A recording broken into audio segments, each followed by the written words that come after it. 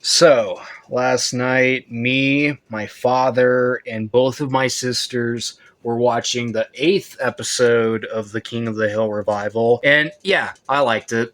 In fact, it is actually yet my second favorite episode of the reboot, simply because, like I've said before, it's a Khan-centric episode, and he's one of my favorite characters. And it was also nice to see Khan get some screen time in this reboot in general, since he gets like almost no screen time in the first 7 episodes. Although, to be fair, it does make sense why. But yeah, it's nice to have a new King of the Hill episode where he gets the spotlight.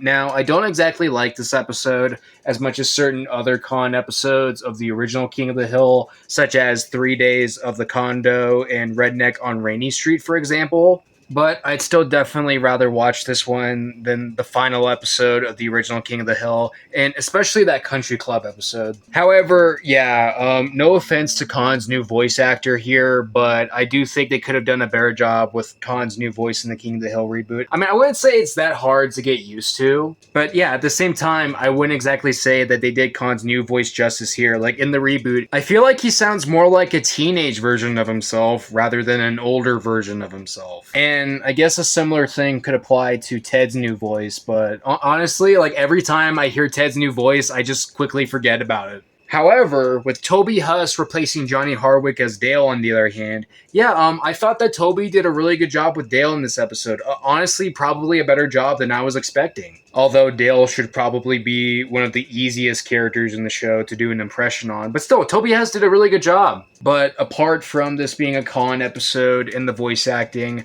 I also thought the plot of this episode was pretty interesting as well, with Khan and Min having to go through a divorce, and all of them going to that anniversary party was pretty cool. And I also liked how the episode ended in kind of a cliffhanger sort of way, with Hank, Dale, Bill, and Boomhauer trying to get Khan to have a beer with them. And yeah, overall, like I've been saying, really good episode.